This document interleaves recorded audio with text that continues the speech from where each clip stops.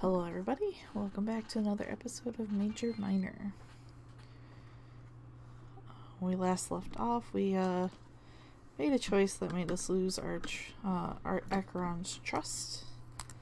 And let's see what's going to be happening next.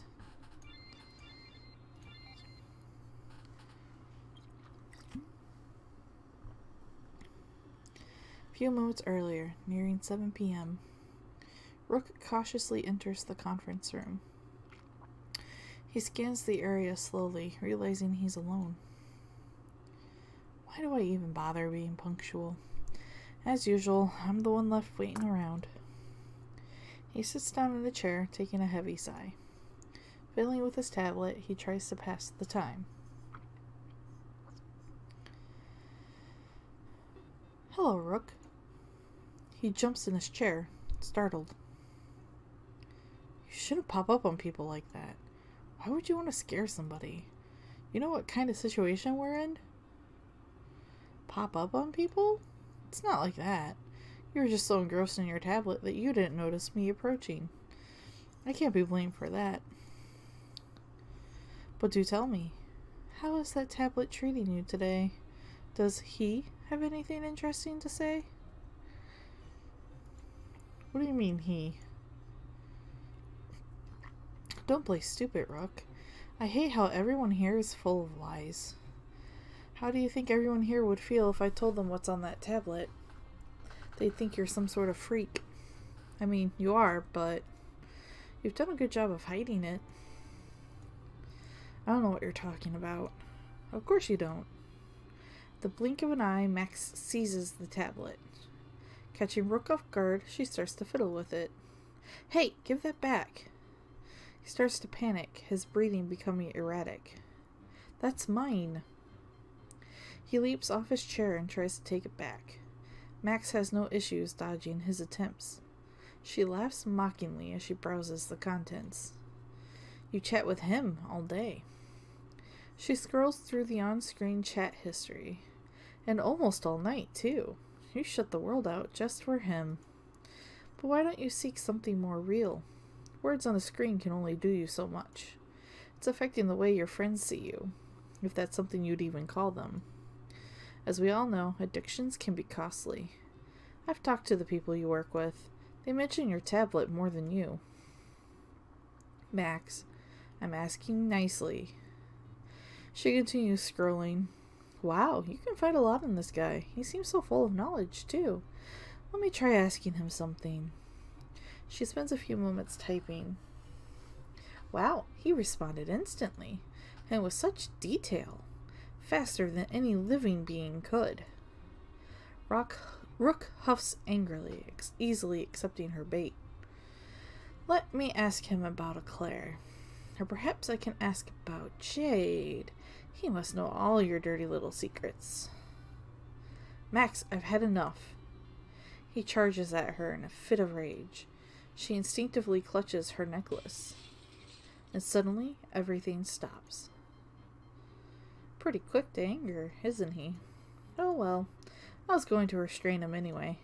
Pretty fun to see him all rustled, though. If that's his trigger, he must have all sorts of nasty little secrets. Heh. She stares at the tablet for a moment. Curiosity. Though I guess it isn't really my business. I was just having a little fun. None of this will be permanent anyway. She places the tablet down on one of the chairs. Then she pushes Rook down onto the one beside it. And he is unaware, there are no signs of objection. The circumstances of Africa were definitely a little different, but I guess I have to make do with what we have and compromise. Acheron will know what I'm up to. With Rook on the chair, she grabs some rope. You better get comfy. She ties him up to the chair, ensuring it's extra tight. His wrists to the armrests and his feet to the legs. I suppose I'll be generous. She moves the tablet from the chair to his pocket. You're lucky you're just a means to an end. I was tempted to dump this in the water, but that's something you'll need to do on your own, Rook. I can't do it for you. She lets out a slight laugh. The things that people do in grief.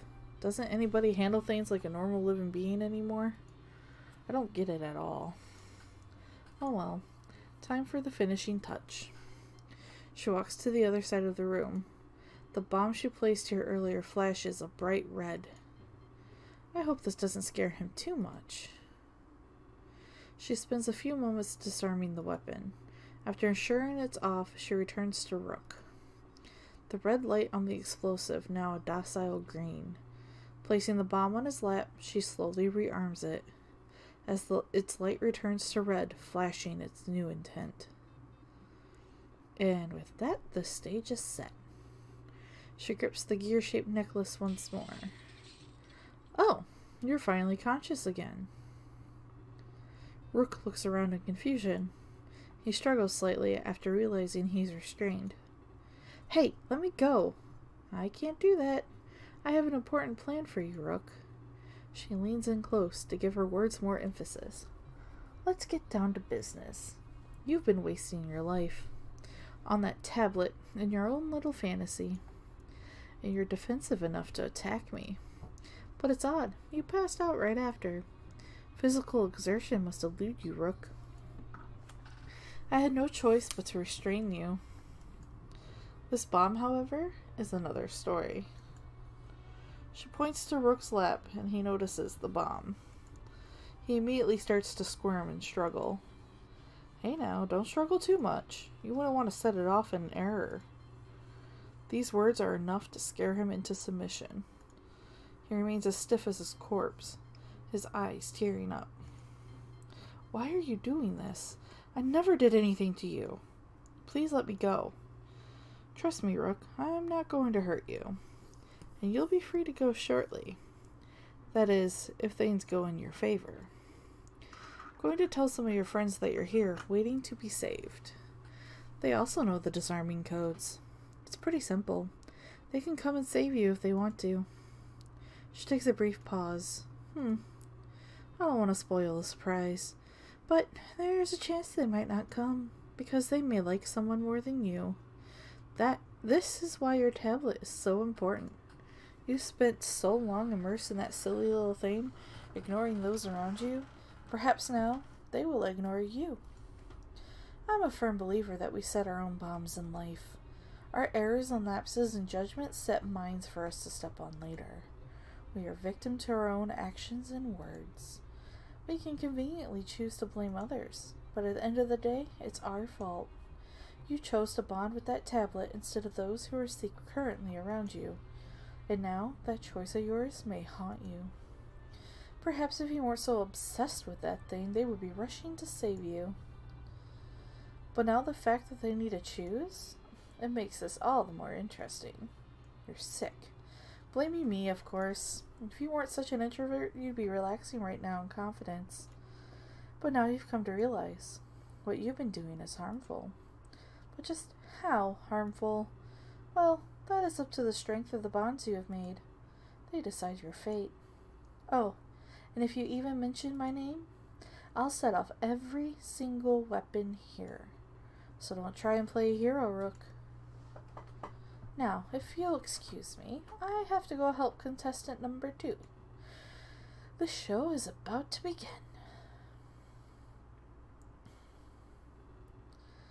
Yep, would like to save.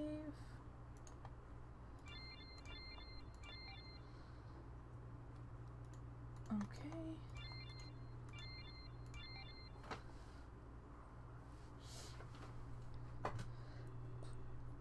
I rush to the lobby, unsure of what awaits me. However, when I get there, I just see Inumi. Hey there, Elsana. I wanted to go outside.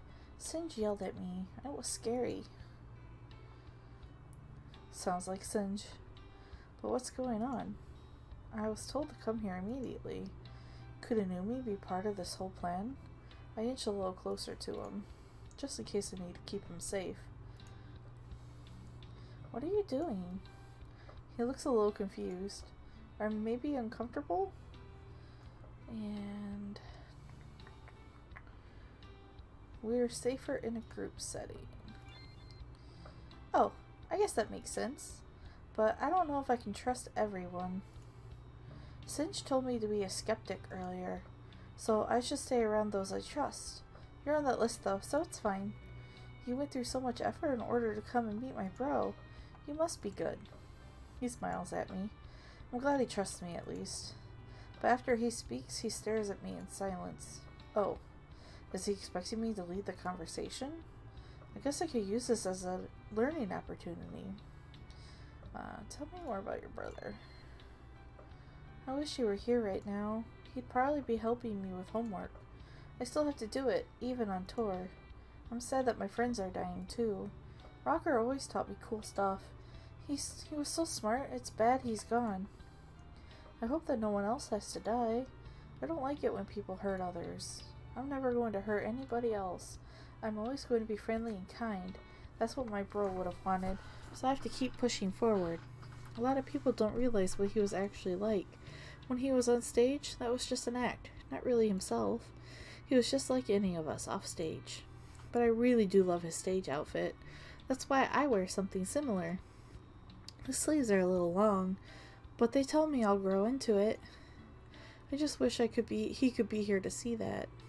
He rubs his eyes and sniffles softly. I think that before he can't continue, he's promptly interrupted. Acheron descends the stairs into the lobby. He notices the both of us and quickly approaches. Hey, you two. Glad you're both safe. I was just about to do more rounds. Need to ensure everyone's survival. I notice that he has his phone in his hand, something I've rarely seen him holding. When he sees that I notice, he puts it into his pocket. So how are you two doing? I'm doing okay, but I wish my bro was here with me. Surely you do. I apologize for bringing it up. I didn't mean to open any wounds. I don't have any wounds. It's okay. It was a metaphor, Inumi. I see. Again, he gets interrupted, but this time by a high-pitched screeching noise. Feedback from the lobby speaker system? Inumi quickly covers his ears in fright. I look at Acheron. He seems unaffected. That is, until the screeching subsides. The cliché lobby music that was playing doesn't return. Instead, a voice greets us and chills me to my core. Yes, we are going to save. We're gonna save.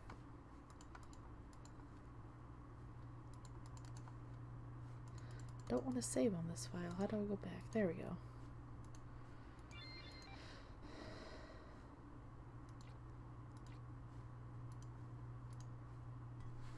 Okay. Hello, Elsina. Hello, Acheron. And Numi too. Unexpected. The voice is warped and heavily modified. I can't tell who it is, or their gender. But I know one thing without any doubt. This is the person who was texting me. And by extension, the Midnight Killer. The murderer of Clace. And Rocker, too. Whatever plan they had, it was being put into motion. I clench my fists and look to Acheron. He looks scared. I've never seen him like this before. Inumi inches closer to me as if to seek safety. I'm going to be blunt. Let's start this. Nobody else enter the lobby. If you do, every weapon will detonate. Y'all need to stay where you are. I only have business with these three. So this is being broadcast through the entire building? I guess they aren't dealing with just me anymore. Show yourself. Don't hide like a coward. Not yet, Acheron. I need to keep a distance for now, in case there's any disobedience. You three are to do exactly as I say. Any deviation from my course will result in the detonation of every weapon here. And if you don't believe me, just try me. I don't think it's worth it. A gamble shouldn't decide your fates today, nor the fate of everybody in the building. I'm scared. Inumi is shivering in fright. I look at Acheron. He must know what to do. The situation can't be foreign to someone like him. You have our compliance. Please state your terms. We wish for no more death today.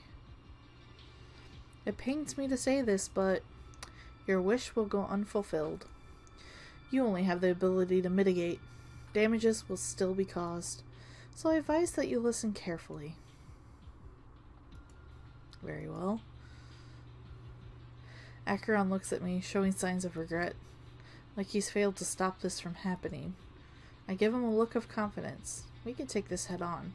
We won't let them win. I need to talk with Elsina.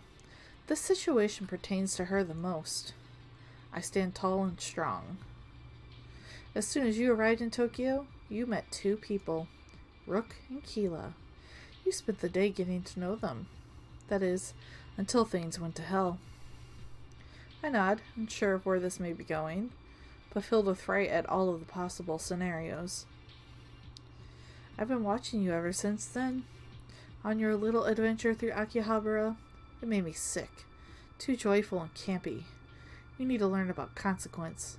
Something you haven't yet faced, and something you must come to understand, especially if you wish to save anything.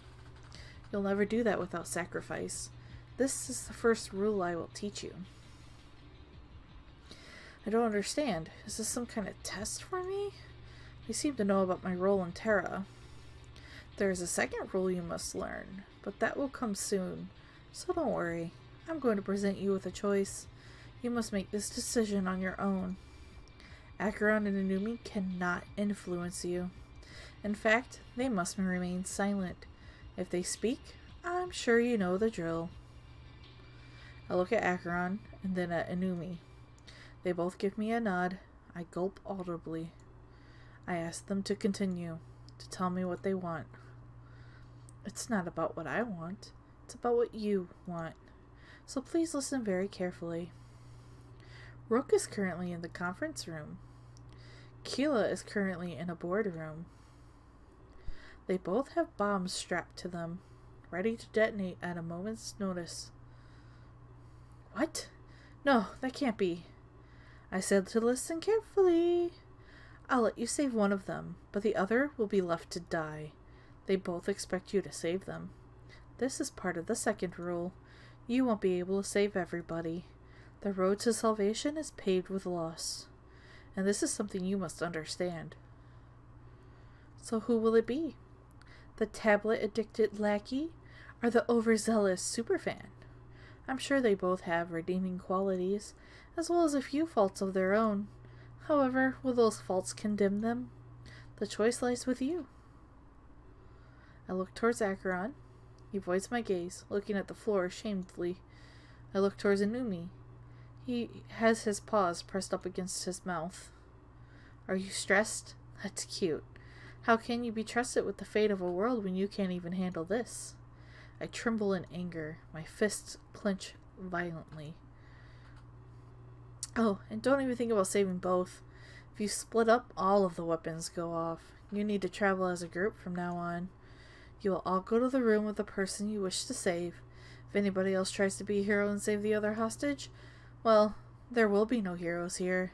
Only the three in the lobby may move. And it will be at Elsina's instruction. I don't know what to do. I stand there in silence for what seems like forever. Part of me hopes they're joking, but I know better. Okay, now I'm getting bored. Give me a name, and now. Remember, it's one of them or all of you. I take deep breaths and close my eyes. They have us in a checkmate. I have to choose. But how can I possibly be expected to choose who dies? I tremble in the face of this impossible decision. I think very carefully before I say anything else, for they would be the hardest words I'd ever speak. Oh boy.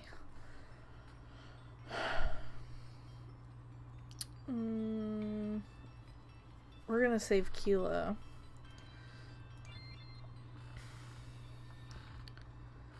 Oh, this hurts. Good. I'm glad you were able to choose. Choices like this will find you often, especially with the role you play. Acheron and Inumi, you're free to talk, but you know the rules.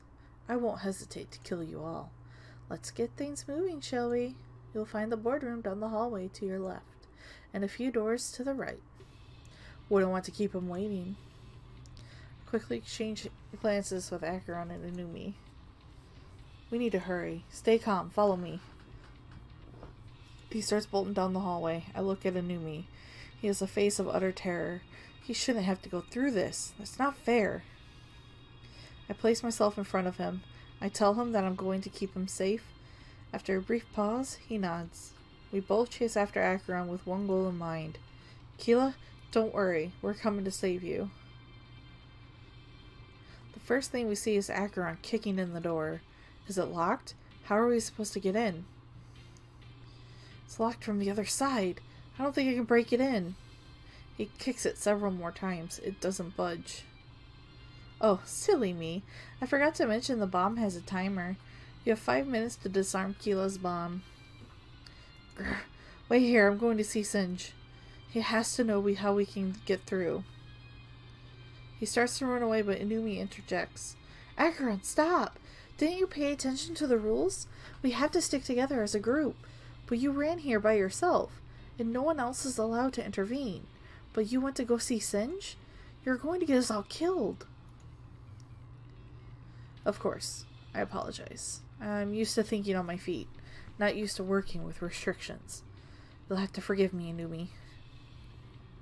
He quickly draws his pistol, having no other option. This must be the only way. Please cover your ears, both of you. We do as instructed. Guns are illegal in Japan? How do you get one in Japan? Inumi stares on in awe. Acheron assumes a firing stance and aims at the door. But he doesn't fire right away. He readjusts his aim calmly and carefully, like he's trying to find that one perfect spot. He fires once, then kicks the door. Nothing happens. He fires again, then kicks the door.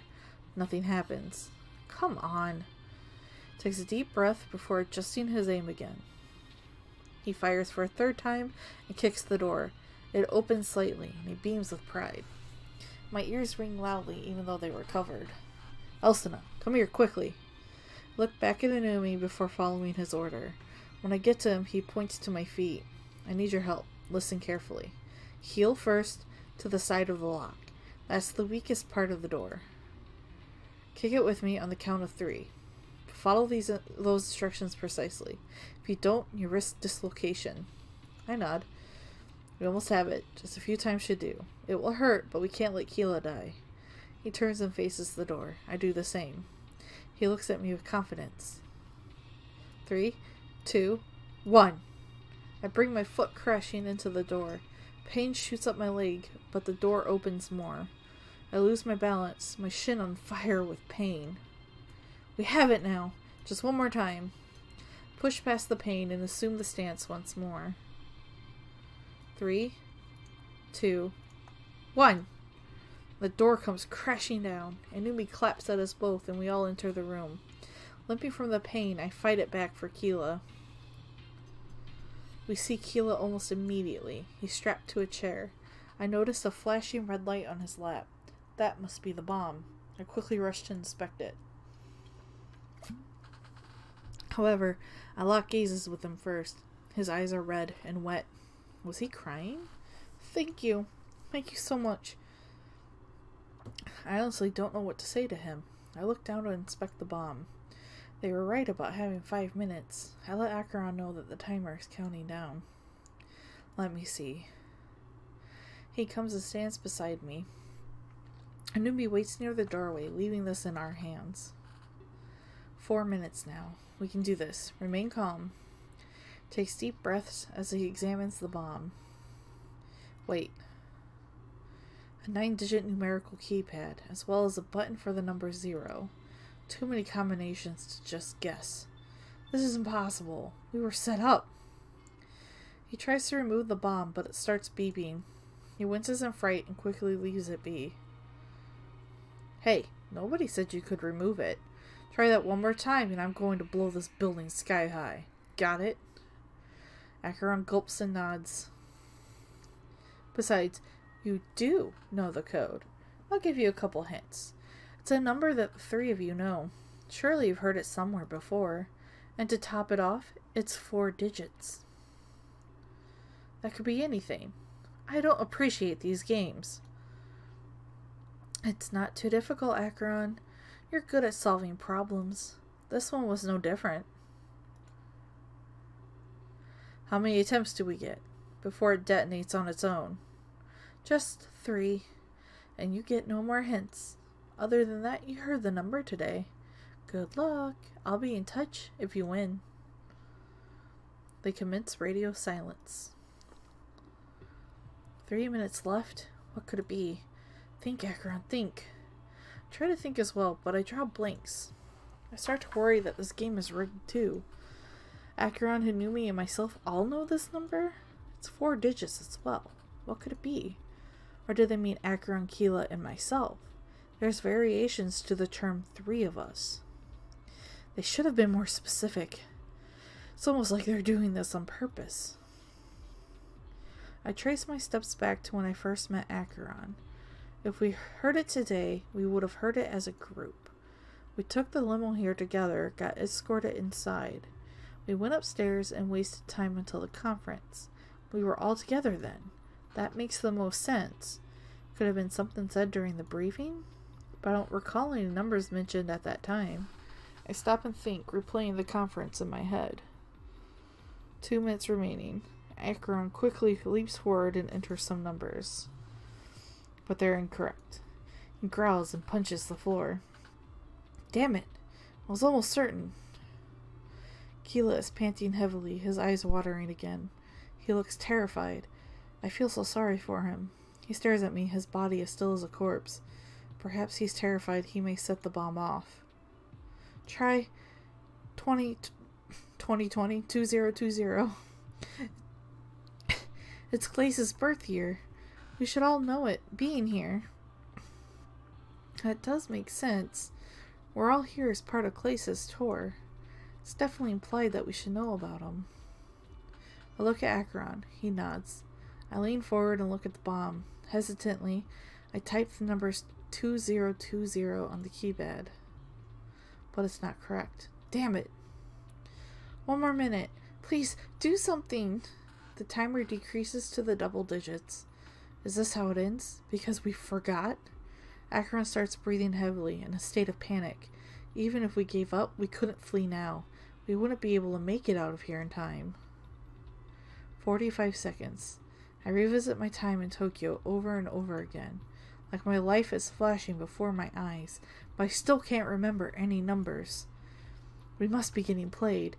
I don't believe it. They were cruel enough to give us hope before death? We were probably never meant to disarm this bomb. It's this thought that breaks me. I start to cry. 30 seconds, and our fate becomes more lucid. Am I not meant to save Terra? Am I not meant to save even a single friend? No, it seems like they're denying me everything. 20 seconds. I close my eyelids tightly. Perhaps I'm too cowardly to stare death in the face, but my foremost thought is simple. Please don't hurt. I hear Acheron, Inumi, and Keela speak, saying what I can only assume is their final words. However, I have nothing to say. I simply wait it out, with the realization that I'll never save a single soul.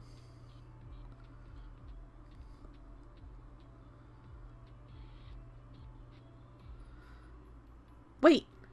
My eyes shoot open and I look towards Inumi. 8250! Enter it, now! Without even a single thought, I rise to action. I look at the keypad and locate the numbers. As fast as I can, I type 8250.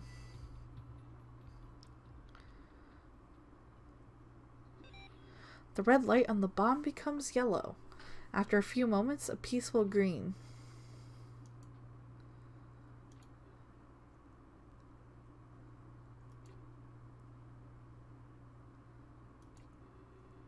But before we can rejoice at our survival, our worst fears come true, sounding from above. Oh, I forgot to mention one important thing. The voice in the loudspeaker starts laughing loudly, the warping effect on their voice sounding near demonic. The codes to disarm this bomb? I actually set the other one off as well. I connected them using a subroutine. You just killed Rook, Elsina. My heart sinks to my stomach as I hear these words. Just part of your final lesson. To save, sometimes you need to kill. The path to salvation is stained with blood. Why are they doing this to me? I know I told Endymion and Conrad I could kill, but that was for the greater good. How could I possibly justify the death of Rook? Whatever you're thinking now is irrelevant. They're already dead. By your hand. I did say it would be your fault. Don't you remember my little texts? I suggest you rush to them now, to see if any bits and pieces are left, or perhaps if they miraculously survived. I look at Acheron, Inumi, and Keela. My heart is racing. This feeling of guilt is immense. Let's go. We have to try. Acheron quickly takes out a knife. He slashes the ropes, freeing the captive Keela. We must not rush him into anything. He'll return to his senses on his own. I nod, and we dash out of the room. We quickly head to the conference room where Rook was, but Keela stays behind, letting these events settle in. It would be a long time before he was okay again. As soon as we get downstairs, we notice the rubble. The entrance to the conference room is fully collapsed. Smoke wafts out, and I can smell the destruction. It was immediately apparent that Rook did not survive. Inui bursts into tears and starts crying loudly. Acheron clenches his fist in anger, and I can only think, I'm the one who did this. I wish that wasn't the case, but I can't deny it. I'm at a total loss for words. I don't know what to do. Is Acheron angry with me? Is Inui crying because of what I did? Furthermore, how am I supposed to handle this? Rook was a good man. He was very helpful. In fact, he was paramount to this tour. But now he's dead by my hand. There had to be a way to bring him back. With this power that I have, with all of these parallel realities, there just had to be a way to undo this. Rook, you have my word. Your death will not be in vain. It has sparked the flame of revolution within me. I will save Terra. I will bring you back. And those who oppose me will fall. I walk towards Inumi, his eyes still streaming tears.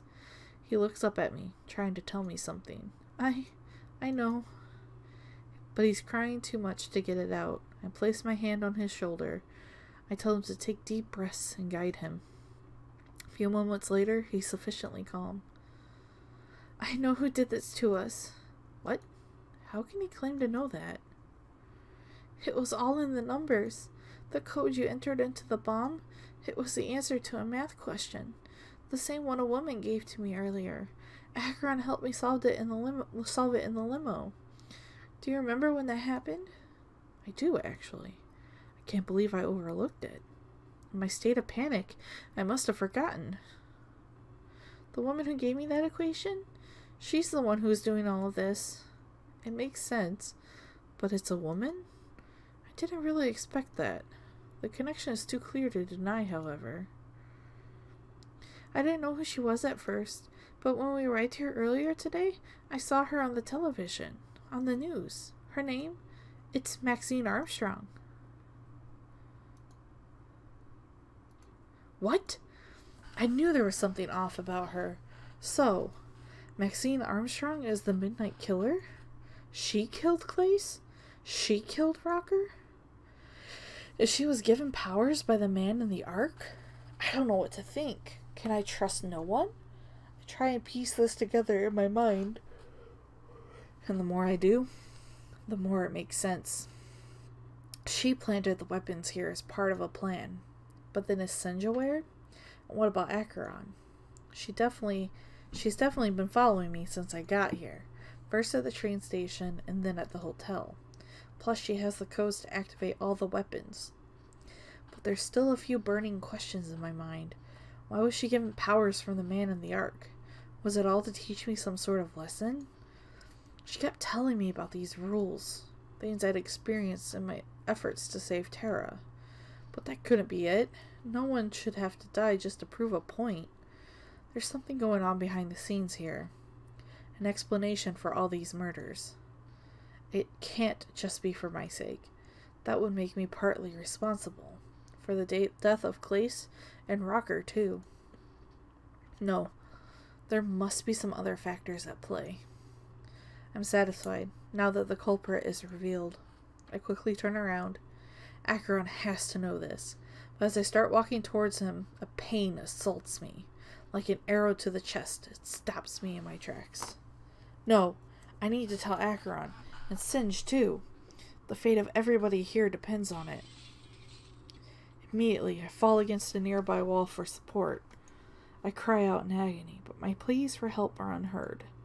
Acheron and Numi seem to be frozen in place. I recognize this sensation. The Ark. He lied to me.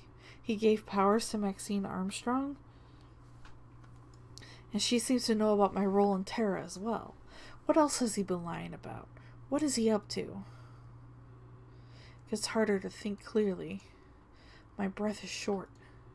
I slide down the wall, collapsing to the floor. Why did he give her powers? Why did he make her kill? What is my true role? Why did Rook have to die?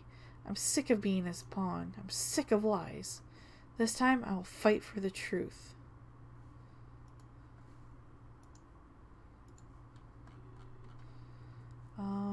Yes, we would like to save.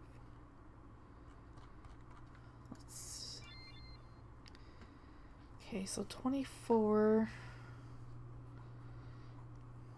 is before choosing between Keela and a Rook. So we're gonna make 25 here, separate save. Now that we're in the Ark.